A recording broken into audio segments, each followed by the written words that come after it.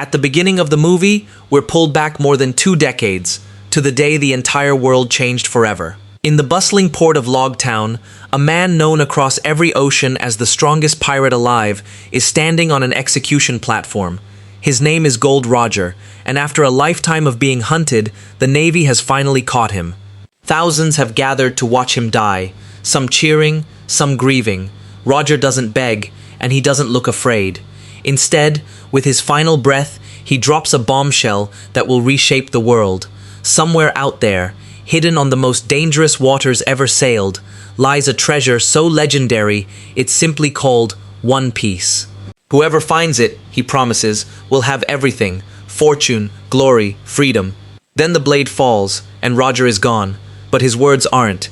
They spark what becomes known as the Golden Age of Piracy, as dreamers from every corner of the globe set sail chasing a treasure none of them have ever seen. One of those dreamers is a boy who hasn't even left home yet. We're introduced to Luffy as a determined kid with a one-track mind. Find One Piece, become the Pirate King. There's just one small problem. He can't swim, his boat is falling apart, and the ocean is currently trying to kill him.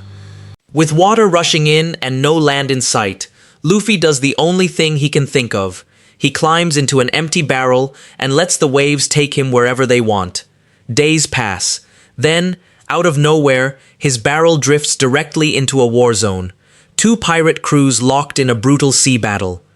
The winner is Alvida, a pirate captain with a 5 million berry bounty and a temper to match. As her crew hauls in the floating debris from the fight, including, unknowingly, Luffy's barrel, nobody realizes the chaos that's about to be unleashed on board.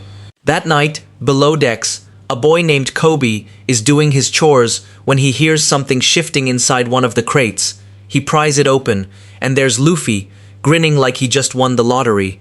Kobe is terrified of Alvida and has been trapped serving her for over a year, too afraid to escape. But Luffy doesn't do afraid. Within minutes of meeting this stranger, he's already declared his plan to become a pirate and sail to the most lethal stretch of ocean in the world, the Grand Line. Kobe decides this is his shot. While Alvida sleeps, the 2 of them sneak toward a lifeboat. They almost make it, until Luffy, predictably, gets loud. The entire ship wakes up, and Alvida, furious, assumes Kobe orchestrated the whole escape. She raises her massive iron club to crush him, and that's when Luffy steps in front of the blow without a second thought. What happens next stuns everyone watching. A pirate fires a gun directly at Luffy's chest at point-blank range. The bullet should kill him instantly. Instead, it just bounces. His entire body stretches like elastic, twisting and snapping back into place. Whatever this kid is, he's not normal. Using his bizarre rubber body, Luffy dodges every attack thrown his way, then sends Alvida flying off her own ship with a single punch. Just like that, Kobe's nightmare is over, and his new life begins. As the 2 of them sail off together, Kobe finally works up the nerve to ask the question everyone's thinking: what exactly is Luffy?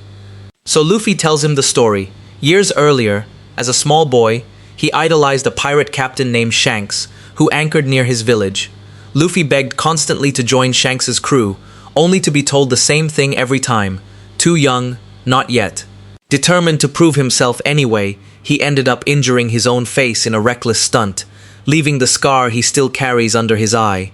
While recovering, curiosity got the better of him.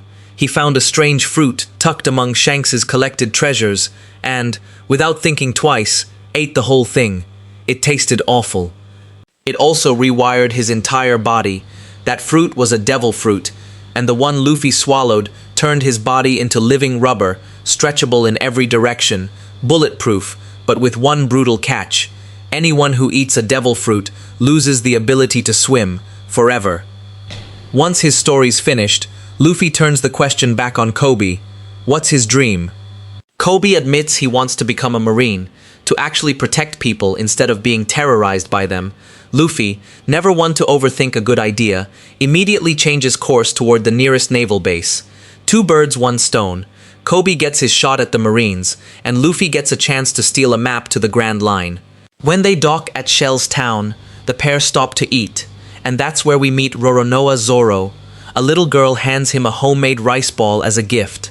Before he can take a bite, the base captain's spoiled son, Helmeppo, smashes it into the ground out of pure cruelty and starts mocking the girl. Zoro's response is ice cold. He picks the ruined food up off the floor, eats it anyway, and tells the girl it was delicious. Then he calmly orders Helmeppo to eat what he stepped on. Helmeppo, enraged, draws his sword, and gets wrecked without Zoro even bothering to pull out a blade of his own. When marine soldiers swarm in to back up the captain's son, Zoro takes them all down too, still without drawing steel. While the restaurant turns into chaos, a young thief named Nami quietly clocks the opportunity in front of her. She ambushes a distracted soldier, knocks him out, and steals his uniform without anyone noticing. It turns out Zoro is a bounty hunter, and he's at the base to collect a reward for a captured criminal. The captain, Morgan, is impressed by his skill, but punishes him anyway for assaulting Marines, sentencing him to 7 brutal days tied up in the courtyard under the blazing sun. Zoro accepts it without complaint, but warns Helmeppo, who's busy gloating, that the moment he's free, things will be very different. The next morning, Nami, still disguised, slips into the base hunting for the Grand Line map, while Luffy sneaks in through another entrance entirely and stumbles directly into the courtyard where Zoro is tied up. Recognizing him as the swordsman from the night before, Luffy instantly decides he likes this guy and offers him a spot on his crew. Zoro shuts him down flat. He's spent years building a bounty hunting career, and pirates are the enemy. Meanwhile, Nami gets caught and has to fight her way out, knocking 2 Marines unconscious and hiding the evidence. Right after, Luffy crashes, literally, into the same room. Realizing they're both trespassers with the same goal, they team up. As they head toward Morgan's office, the captain himself appears in the hallway. Thinking fast, Nami spins a lie about escorting a prisoner, and Morgan buys it completely, even hands her his office keys without a second thought. While that's happening, Zoro hunts down Helmeppo to reclaim his stolen swords. Instead of killing him, he simply chops off all his hair, leaving him humiliated rather than dead. Back in Morgan's office, Luffy and Nami find the Grand Line map, but it's locked inside a massive safe. Before they can crack it, Morgan realizes someone's broken in and starts tearing the door apart. With zero time to think, Luffy just grabs the entire safe and dives out a window with Nami in tow. The second they hit the ground, Marines surround them, but they fight back together, Nami sweeping legs with her staff, while Luffy stretches in every direction to keep the soldiers down.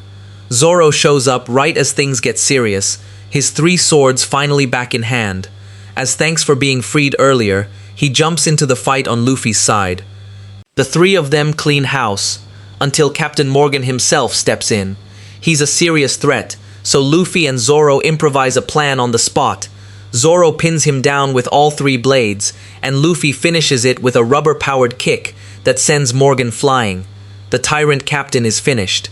Just as they're about to escape with the safe and a stolen boat, Helmeppo pops out one last time with a gun, only for Kobe to flatten him with a single punch. It's a fitting goodbye. Kobe tells Luffy he's staying behind to finally chase his dream of becoming a Marine, and the two part ways as friends. That night, Nami finally cracks open the safe and pulls out the map to the Grand Line. For a moment, everything feels like it's going perfectly. Then red smoke floods the boat, and all 3 of them collapse. Right before blacking out, Luffy swallows the map whole so nobody can steal it from them unconscious. They wake up locked inside a wooden crate, which turns out to be the entry box for a deranged circus, and the audience are actually hostages, townspeople forced to watch under threat. Running the whole twisted show is Buggy the Clown, who's been hunting for that exact map for months and just had it delivered to his doorstep, gift-wrapped. When the trio refuses to talk, Buggy splits them up and goes after Luffy first, stretching his limbs in front of the crowd to try to break him. When that fails, Buggy threatens a child in the audience instead, and that's the move that finally makes Luffy snap. He breaks loose and attacks, only to discover Buggy has his own devil fruit power. He can split his body apart into separate floating pieces and control them independently. Using that ability alongside more of the red knockout smoke, Buggy overwhelms Luffy and traps him in a glass tank, slowly filling with seawater. Here's the cruel irony of devil fruit powers. The same fruit that gives someone incredible abilities also makes them completely helpless in water. As the tank fills and Luffy starts to drown, he still refuses to give up the map's location. In his fading consciousness, we flash back to a defining childhood memory, a much younger Luffy, kidnapped by a pirate planning to drown him, saved instead by a sea monster's sudden appearance, which then turns on Luffy himself. Shanks arrives just in time, getting Luffy to safety, but the monster bites off Shanks's entire left arm in the process. Despite the injury, Shanks stares the creature down until it retreats, terrified. Luffy is racked with guilt over costing his hero an arm. Before sailing off again, Shanks hands him his own straw hat, the same hat Luffy now wears everywhere, and tells him to return it once he's become a great pirate himself. Back in the present, Zoro is being interrogated by one of Buggy's enforcers, Buggy, but he stalls long enough for Nami to break loose and ambush him from behind. Together, they race to save Luffy, smashing his glass prison wide open. Luffy spits the map out and Nami snatches it before Buggy reforms and attacks all three of them at once, his detached body parts swarming from every angle. It's not until Luffy gets an idea, trapping each individual piece of Buggy inside separate sealed crates, that they finally subdue him for good. With the clown defeated and the hostages freed, the grateful townspeople send the crew off, but their journey is only just beginning. They still need a real ship. That search leads them to Gecko Islands, where Luffy stumbles across the ship of his dreams in a private shipyard. There, they meet Usopp, a notorious liar who works the docks and insists he's personally connected to the shipyard's owner. He leads them to a grand mansion, where the household staff is clearly unimpressed by his arrival, except for Kaya, the sweet young heiress whose birthday they've just shown up for. Her butler, Klahadore, is far less welcoming, but reluctantly allows the strangers to stay for the celebration. We learn Kaya has been chronically ill since her parents died 3 years earlier, and the only thing that seems to ease her symptoms is a special tea Klahadore prepares for her personally. That night at dinner, Kaya meets with her financial advisor Mary, who tries to warn her about some documents Klahadore wants her to sign, only to be cut off before he can explain further. After Kaya falls ill again at the table, the group is invited to stay overnight. What nobody at that dinner knows is that Klahadore has a secret. Once everyone's asleep, he meets privately with Mary, and the moment Mary threatens his plan to take over the estate, Klahadore stabs him without hesitation. Meanwhile, across town, Buggy, finally reassembled, has the bad luck of getting captured by a fishman crew working for the powerful Arlong. When Arlong realizes Buggy attacked a village under his protection, he's seconds from killing him, until Buggy desperately offers up something far more valuable, the location of the Grand Line map. Back at the mansion, morning brings small moments of normal life. Luffy hunting for food, Zoro hunting for alcohol, both ending up in the kitchen with Usopp, who mentions a wine cellar downstairs. While Zoro investigates, Luffy happily devours the special soup meant for Kaya.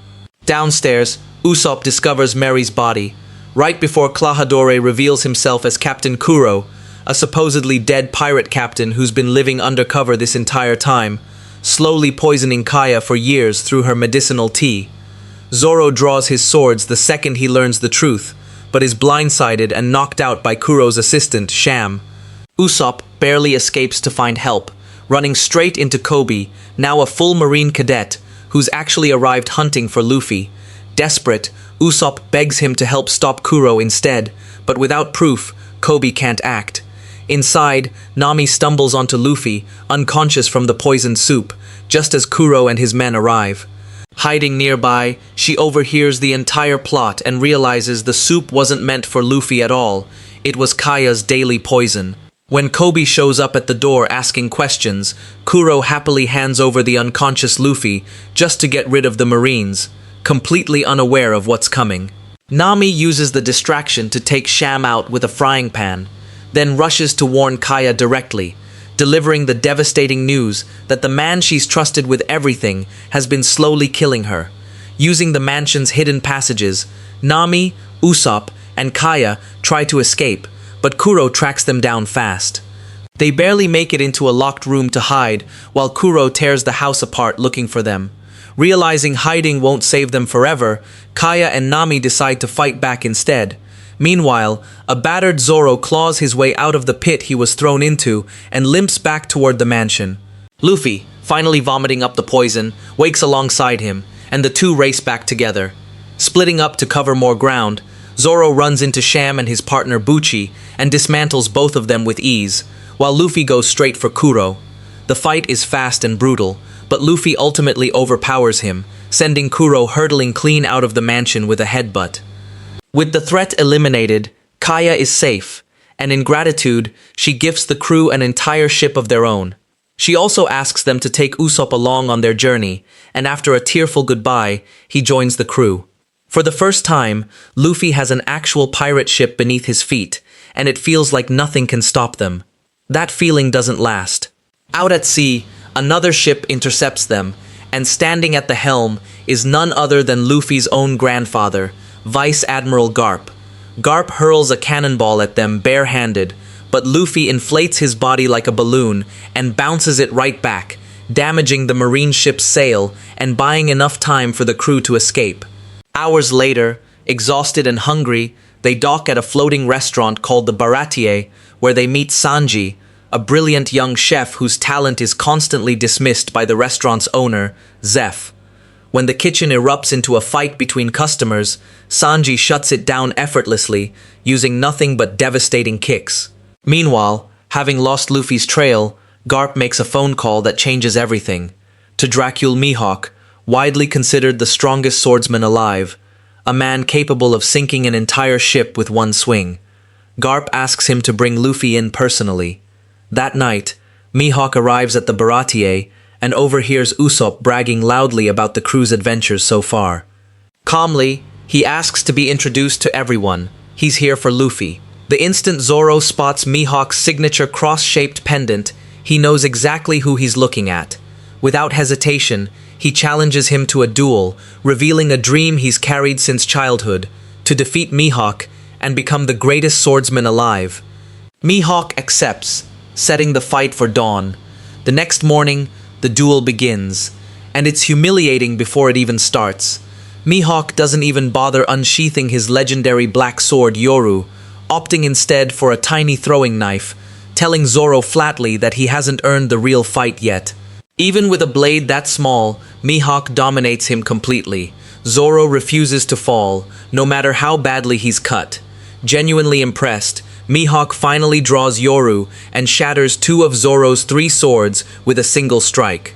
Knowing he's lost, Zoro opens his arms wide and offers his chest, choosing to die standing rather than retreat. Mihawk doesn't kill him. Instead, he carves a single deep wound across Zoro's chest and tells him this isn't his day to die. He leaves with one final order: train harder, because they'll meet again. Back at the Baratier, Sanji and Zeph treat Zoro's wound with makeshift medical skill, stitching him up and using fish skin as a bandage. But the danger isn't over. Arlong himself storms into the restaurant with 2 of his men, threatening to slaughter everyone unless Zeph reveals where Luffy is hiding. Nami, who happens to be inside at that exact moment, panics and rushes to warn Luffy that they need to run. Luffy refuses. He won't let innocent people get hurt because of him. Walking outside to face Arlong directly, he makes a horrifying discovery. One of Buggy's severed ears is hidden inside his own straw hat, which is exactly how Arlong tracked him down this whole time. When Zeph fires a gun at Arlong mid-conversation, the bullet doesn't even leave a mark. Fishmen are simply too strong. One of Arlong's men, Chu, attacks Zeph directly, and when Sanji jumps in to defend him, Sanji is overpowered too.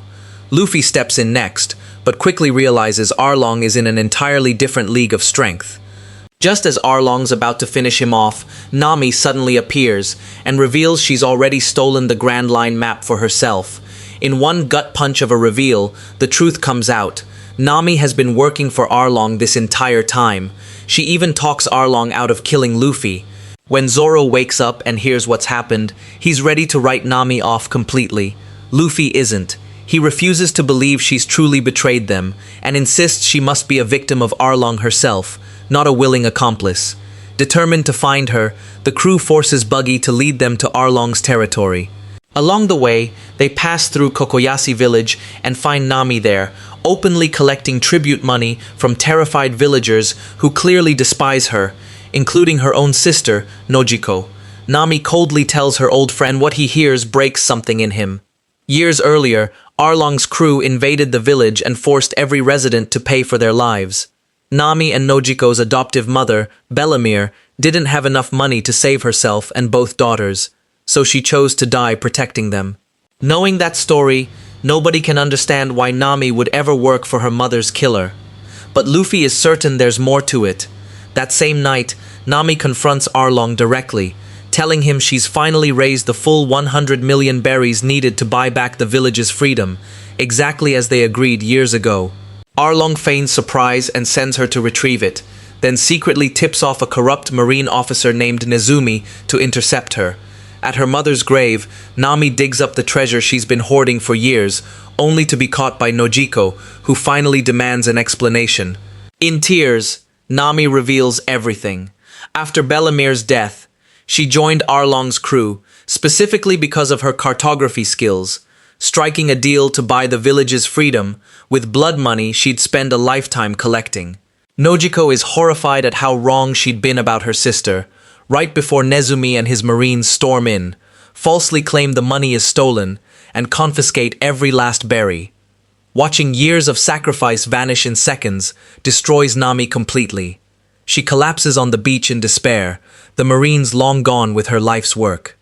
That's when Luffy finds her, and for possibly the first time ever, Nami actually lets someone in, asking for help instead of facing it alone. Surrounded by friends willing to stand by her no matter what she's done, she finally breaks down.